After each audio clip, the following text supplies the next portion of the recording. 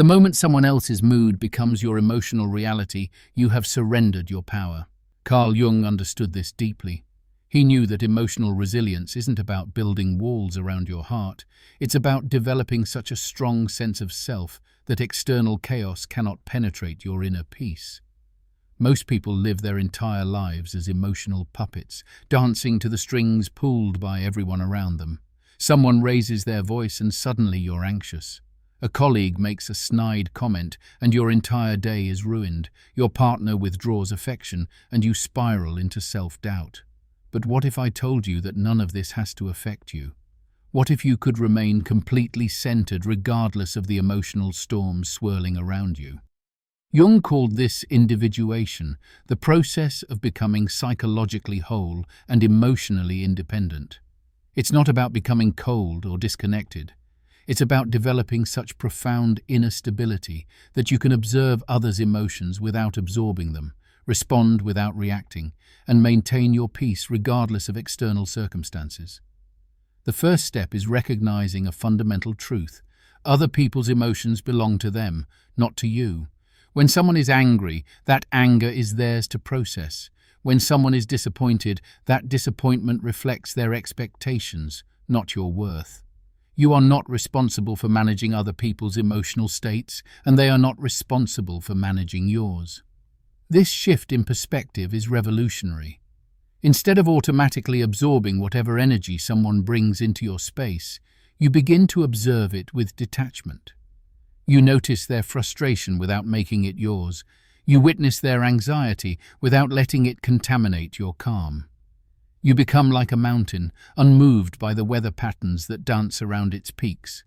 But becoming emotionally untouchable requires you to face something most people avoid: your own emotional patterns. Jung insisted that we must integrate our shadow, those parts of ourselves we'd rather ignore. Your emotional reactivity isn't random. It's triggered by specific wounds, insecurities, and unhealed aspects of your psyche. Every time you react emotionally to someone else's behavior, you're being shown exactly where your inner work needs to happen. That colleague's criticism stings because part of you still seeks external validation. Your partner's silence triggers you because you haven't learned to be complete within yourself. These reactions are gifts. They're showing you precisely where your power is leaking away. True emotional invincibility comes from healing these wounds, not hiding from them. When you've done the inner work, when you've faced your shadows and integrated your wholeness, other people's emotional states become merely information rather than invasion. You can acknowledge someone's anger without taking it personally. You can witness someone's pain without making it your responsibility to fix. This doesn't make you heartless. It makes you powerful. When you're not constantly managing your own emotional reactions, you actually become more present, more compassionate, more genuinely helpful to others. You respond from wisdom rather than reactivity, from choice rather than compulsion. The people around you will notice this shift immediately. Some will be drawn to your stability like moths to flame. Others will try harder to provoke reactions, confused by your newfound centeredness.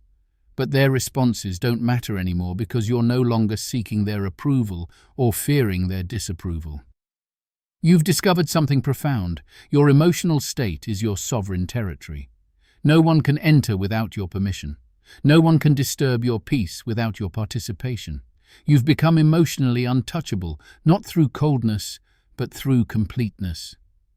Jung knew that the ultimate goal isn't to eliminate emotions, but to master them. To feel deeply when you choose to feel, to respond consciously rather than react unconsciously, to maintain your center regardless of the chaos around you. This is your invitation to reclaim your emotional sovereignty.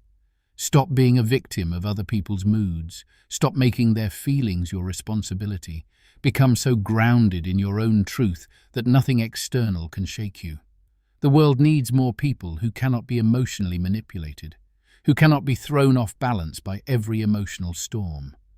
Become one of them.